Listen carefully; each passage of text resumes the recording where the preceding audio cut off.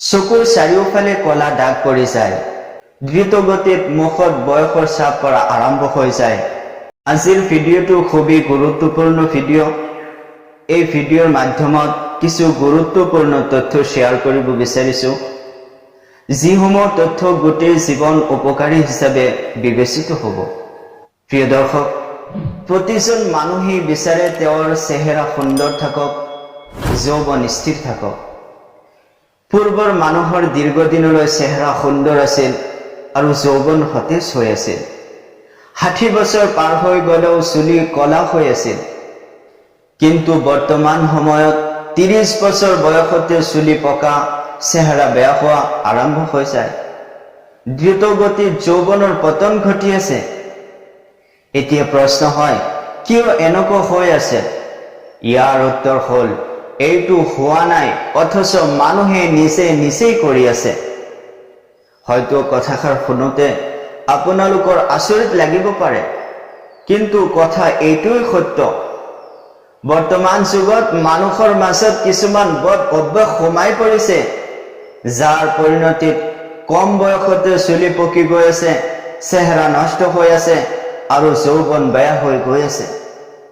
আপুনি যদি এই বেয়া অভ্যাসসমূহ বৰ্জন কৰিব পাৰে, তেন্তে আগৰ যুগৰ মানুহৰ দৰে নহলেও বৰ্তমান সময়ত চুলি, চেহেৰা, যৌৱন দীৰ্ঘম্যাদী কৰিবলৈ সক্ষম হ'ব ইনশাআল্লাহ তাআলা।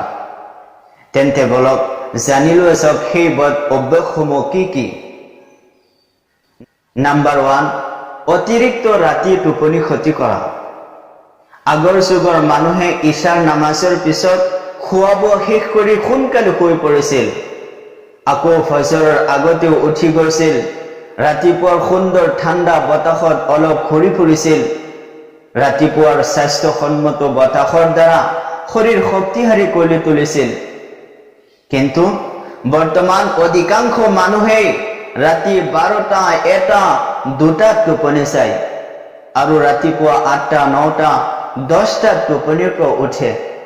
ইয়াৰ বাবে কি কি ক্ষতি হয়, আহক তেন্তে সংক্ষেপে জানি লওঁ। চকুৰ চাৰিওফালে কলা দাগ পৰি যায়, চুলি সৰা আৰম্ভ হৈ যায়, অলসতা বৃদ্ধি পায়, ইচ্ছা শক্তি কমি যায়, চুগাৰত আক্ৰান্ত হোৱাৰ সম্ভাৱনা বাঢ়ি যায়, চকুৰ দৃষ্টি কমি গৈ থাকে, গেছৰ সমস্যা দিনক দিনে বাঢ়ি গৈ থাকে, দ্ৰুতগতিত মুখত বয়সৰ চাপ পৰা আৰম্ভ হৈ যায়, ইত্যাদি ইত্যাদি। গতিকে দীৰ্ঘদিনীয়া সুন্দৰ চেহেৰাৰ অধিকাৰী হ'বলৈ, যৌৱন ধৰি ৰাখিবলৈ, চুলিৰ সমস্যাৰ পৰা আঁতৰি থাকিবলৈ আজিৰ পৰা দেৰিকৈ টোপনি যোৱা অভ্যাস বৰ্জন কৰক। ৰাসূলুল্লাহ সাল্লাল্লাহু আলাইহি ওয়াসাল্লামৰ সুন্নত এইটোৱেই যে ঈশাৰ নামাজৰ পিছত সোনকালে খোৱা বোৱা শেষ কৰি টোপনি যোৱা, আৰু সুন্নত পালনৰ মাজতেই মানৱ জাতিৰ কল্যাণ নিহিত হৈ আছে। নাম্বাৰ 2, নিচা কৰা। বৰ্তমান মানুহে ভিটামিনযুক্ত খাদ্যতকৈ অখাদ্য কুখাদ্য বেছি খায়, যেনে বিড়ি, চিগাৰেট, মদ, গাঁজা, বিভিন্ন জাতীয় তামাক। 40% চেহেৰাৰ সৌন্দৰ্য আৰু যৌৱন নষ্ট কৰি দিয়ে। এইটো বহুতৰে বিশ্বাস নহব পাৰে, কিন্তু এইটো 100% সত্য কথা। নাম্বাৰ 3, অতিৰিক্ত মোবাইল ব্যৱহাৰ কৰা। মোবাইল স্ক্ৰীনৰ লাইটৰ পোহৰে চেহেৰাৰ সৌন্দৰ্য, চকুৰ জ্যোতি বেয়া কৰিবলৈ এক বিশেষ ভূমিকা পালন কৰে।